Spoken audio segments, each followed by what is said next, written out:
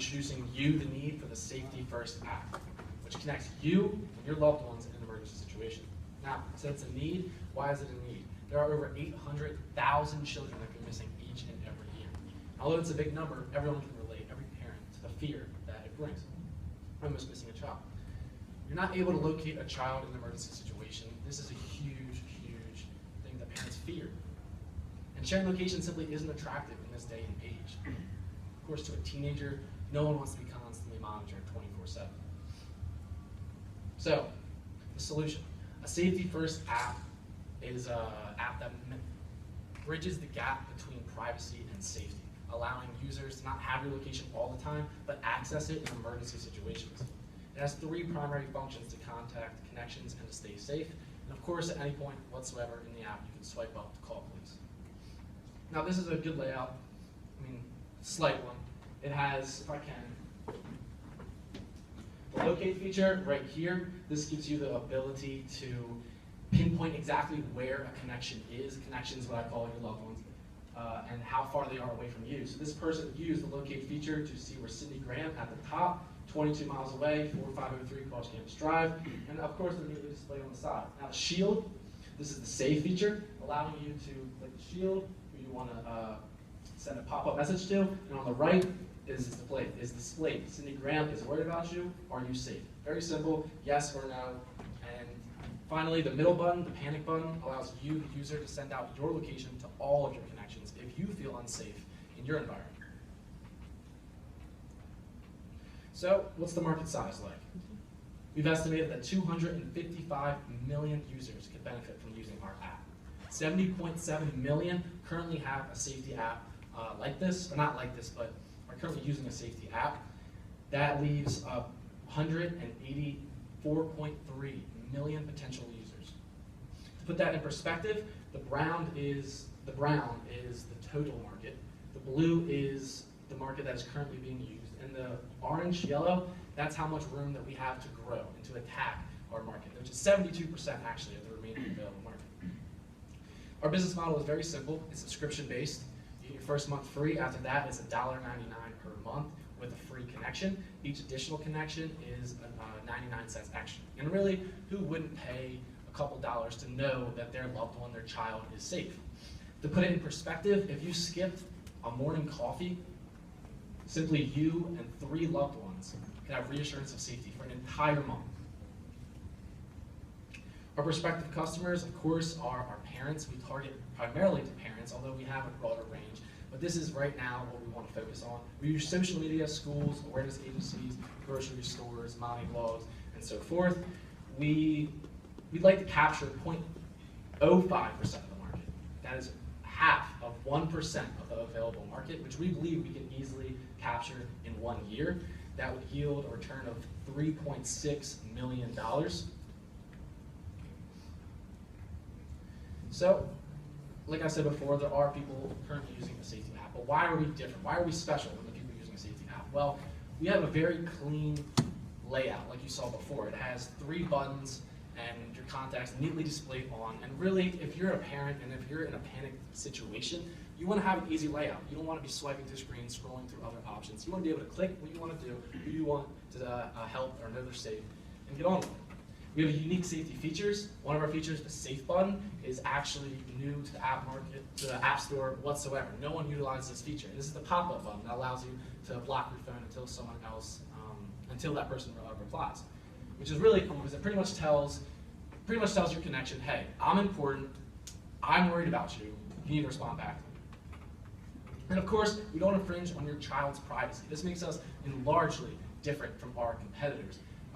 The bulk of our competitors right now either infringe on your child's text messages, social media, constant 24-hour surveillance, and really it helps the parents even get the kids to download the app. So parents much more likely to say, hey, could you download the app, safety first, so you and me and all of our family can stay safe in an emergency, rather than, hey, I want you to download this app so I can know where you are 24 hours a day, every text you receive and send, and every status you make, person you add, and comment you like on social media.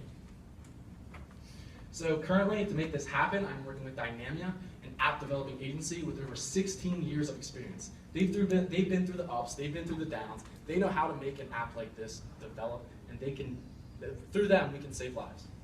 CEO of FitRec, Michael Anthony, is my business consultant and advisor. And Jason Roloff is actually my brother. He's a senior at Salisbury University for business and marketing. So you know who we are, you know what we do, but why do we do it? Well, actually, the wristband I'm actually wearing right now, the ADM, stands for Adam D. McClellan. This is a childhood friend of mine that was always smiling, always happy. That's actually why he has smiles last forever. There's never a day in his life where I didn't see him smiling. And really, this is why I'm doing it. Just a couple months ago, he went missing after work. Parents couldn't reach him. Friends couldn't reach him. No one could reach him. No one knew where he was. But they found him 2 hours and a gunshot later. And I hate to say it, but that's why we have to do the app. It hurts that this technology wasn't there before to save people like my friend Adam. But we're not focused on the past. We're motivated by it for the future, to really reach as many people as possible, like Adam, to save. Since I began speaking, of course, 8 people have gone missing already. These are kids. I don't even have to tell this to you guys, but 16 parents are losing their minds. They're freaking out, all right? So please, no more panicking second with safety first. Get the app. Thank you. All right. Woo! Thank you, Coach. Really appreciate it. So judges, please take your time. 5 minutes on the clock. Thank you. Great presentation. Certainly a market for safety apps. And my biggest question is on customer acquisition for you. So there are already players in the market. They already have established brands. They already have network effects. And you are targeting the percentage of the market that you think should be using this that hasn't for some reason or other. And how do you get them to know about you, choose you, and pay for you? Because I think some of the others are free as well. Yeah, of course. Like I said, we are very unique in our style. And although our competitors have a share of market, and there's a 72%, like I said, is the available market, it's not saying that that's concrete. We can still always have their markets. They don't have always the best reviews. And that's not simply how we're going to do it. We're going to use awareness agencies for one example, like I said. These are suicide walks, out of darkness walks, like one walk from my friend Adam. These are awareness walks, and we were literally market their campaign to everyone who's actually experienced loss and knows how it feels to have someone like this gone. And through that, we will use our uniqueness of our app and to get as many people as possible. That's only one avenue. There's of course many other avenues, but keep it short. That's how we do it. I have a quick question for you, and I might not understand from the pitch. You say that you're not you're protecting the child's privacy, Yes.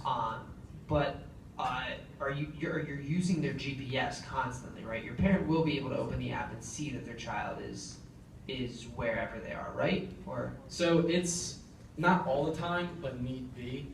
It's kind of like a safety net, so you can have if something happens and you need to know where a child is. To answer that question further, it's not so much something that's, I guess, all the time.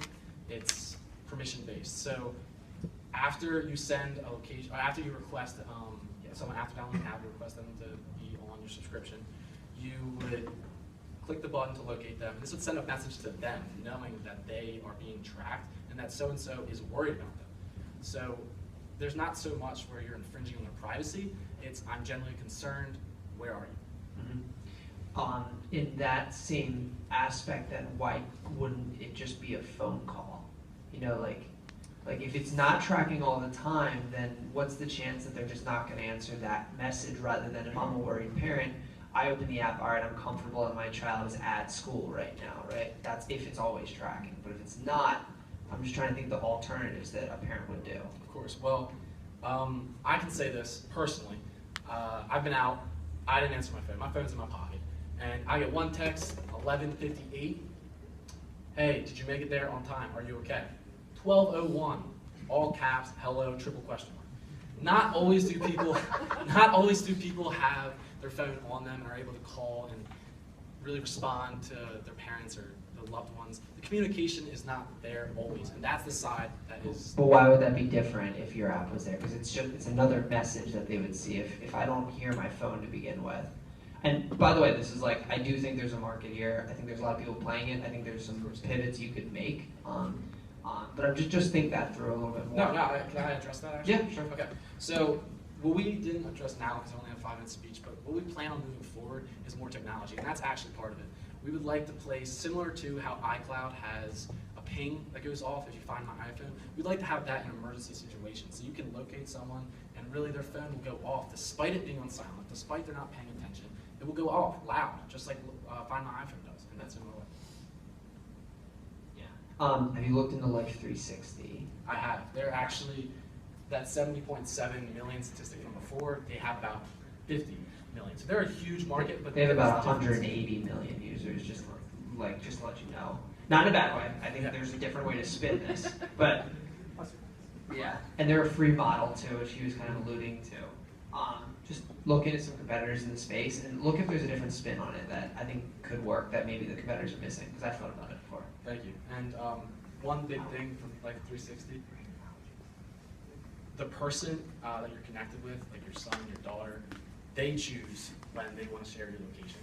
The parent can't find them. So if you're out, like I said, if you're gone, the son itself would have to say, hey, here's where I am in case you want to find me. But the parent needs to be able to say, you're not communicating. Again, that's the communication loss. Like, here's where you are. Also, start with your story. The story is motivational, Really? man. Start with that, and like you do a really good job on the analogy. Is like 8 people went missing during this bit. Like that's memorable. Yeah, and I also think about other channels for customer acquisition. I mean, everything you said about sort of going to various walks and memorials and things that are all true, you should do that, but that's still small. And something, a tie-in with Mothers Against Drunk Driving or something along those lines. I mean, that's the kind of thing that gets you the brand recognition that will allow you to compete with Life 360 and others. But that's a hard thing to get to. I appreciate it. Thank you, sir. All right, Judges and Cole.